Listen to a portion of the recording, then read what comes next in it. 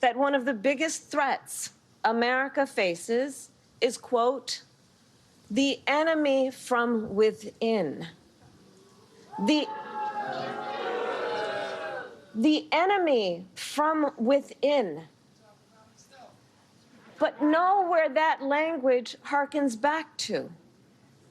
Understand, and let us be clear about what he is saying. He considers any American who doesn't support him or bend to his will to be an enemy to our country.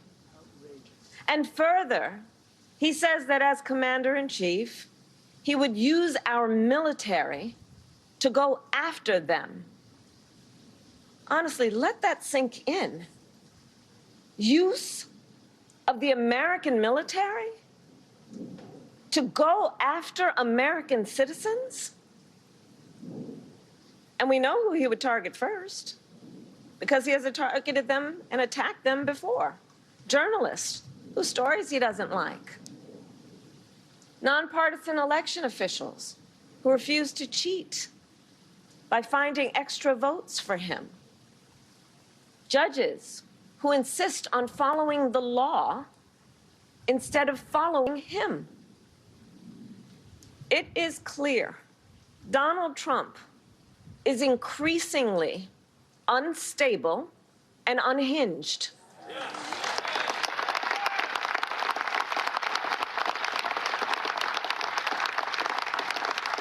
And he is seeking unchecked power.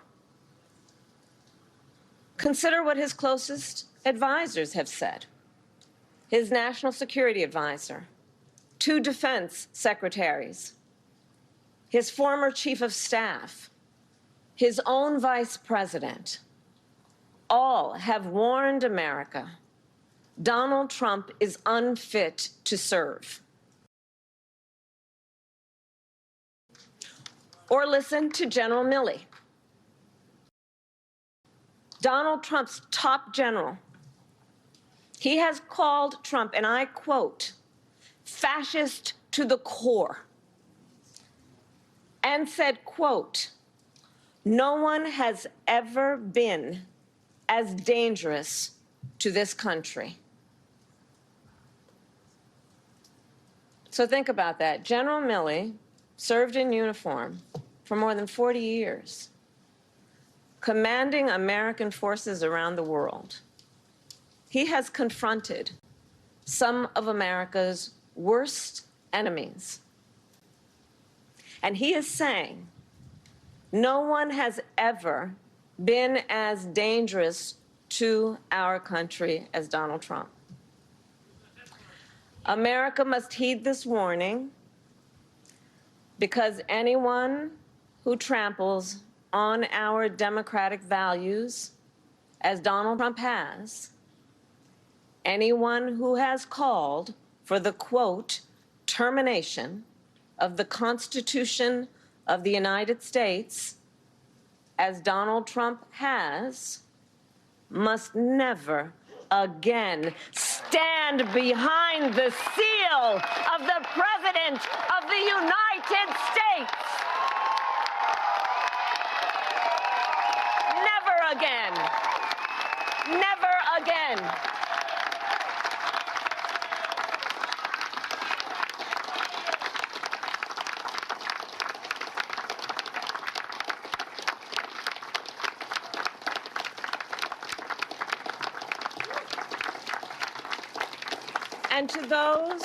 And to those who are watching, if you share that view, no matter your party, no matter who you voted for last time, there is a place for you in this campaign.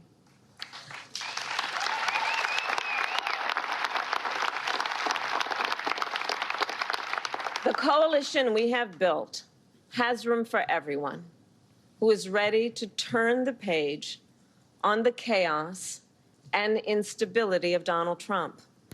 And I pledge to you to be a president for all Americans.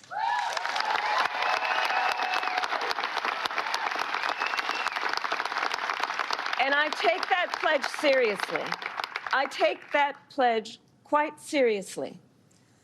So as I've mentioned, many of you know, I spent a career as a prosecutor in law enforcement, and I will tell you, I never asked a victim or a witness, are you a Republican or are you a Democrat? I never asked of anyone who needed help, if anyone who deserved attention, where were they registered and who did they vote for? The only question I ever asked was, are you okay? And that is the kind of president I pledge to you that I will be. That is my pledge to you. Because we have too much to do and too much good work to do to be relegated to requiring each of us to be in some silo, disconnected from each other. There's too much good to be done. And the challenges that we face as a nation require us, if we truly want to create solutions and strengthen our nation, the approach truly requires that we understand we're all in this together. This is so much more than rhetoric or a campaign. It really is about tapping into the spirit of who we are as Americans. Because we are all in this together. We are all in this together. And so I pledge to be a president who actively works to unite us around our highest aspirations. I pledge to you to be a president who is realistic and practical and has common sense, and to always fight for the American people.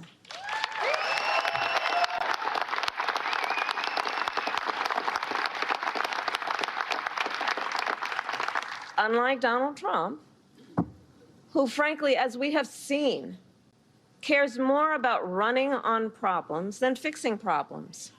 I want to fix problems, which means working across the aisle. It requires working across the aisle. It requires embracing good ideas from wherever they come.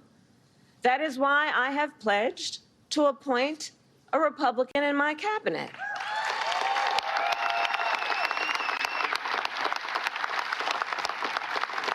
That is why I have pledged to establish a council on bipartisan solutions to recommend to me common sense solutions to some of the most pressing issues facing our country.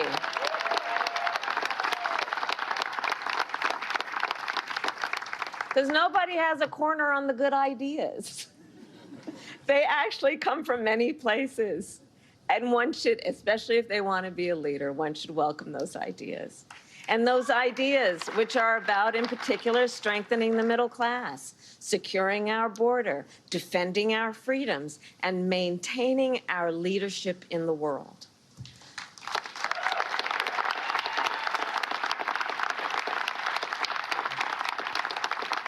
And all of this is to also say that I believe for America to be the world's strongest democracy, we must have a healthy two-party system.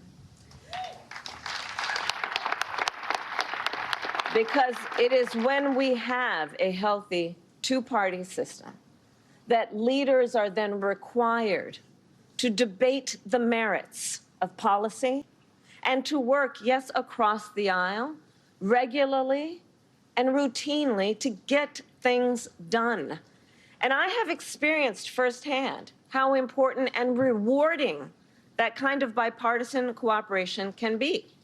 So I'll tell you, when I was a United States Senator, I served on the Senate Intelligence Committee. It was actually my favorite committee for a number of reasons, but specifically this. There we dealt with some of the most pressing issues affecting national security. There we would talk about hotspots around the world and what we needed to do to focus on keeping America safe and secure. And to do that, we would review classified information, which required us to meet in a secure room. Adam, you know, it's called a SCIF. Okay. When we would go in that room, with all due respect, no cameras were allowed. No press. And we would roll up our sleeves and get to work. I'm telling you, senators of both parties would walk in that room, take off their suit jackets, roll up their sleeves, have a cup of coffee on the table, and we would have real conversations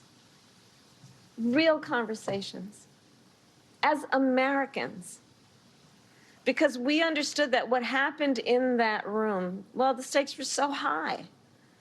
And therefore, it could not be, we could not afford to let it be about whether one was a Democrat or a Republican. The stakes were too high. We were in that room, and it was all about us as Americans, about doing what is in the best interest of the safety and security of our nation.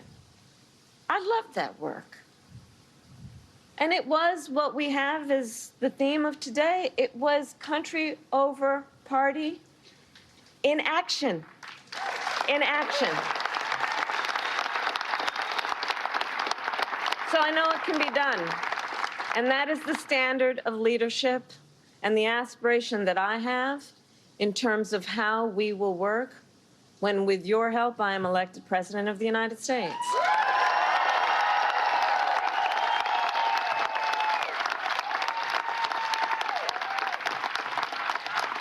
So, thank you. So, we got to get to work. So, let me just say an obvious point. There's a fundamental choice in this election, a very fundamental choice. A choice between the leadership that I pledge to offer to America, leadership that brings folks together, that builds consensus and focuses on making life better for you, with the knowledge that we have so much more in common than what separates us.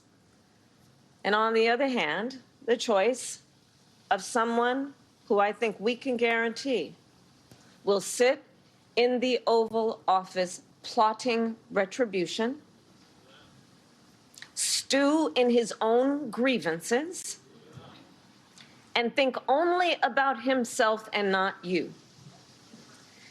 So as I have said, our campaign is not a fight against something, it is a fight for something. It is a fight for the fundamental principles upon which we were founded. It is a fight for a new generation of leadership that is optimistic about what we can achieve together. Republicans, Democrats, and independents who want to move past the politics of division and blame and get things done on behalf of the American people. And when it all comes down to it, I know we are all here together this beautiful afternoon because we love our country. We love our country.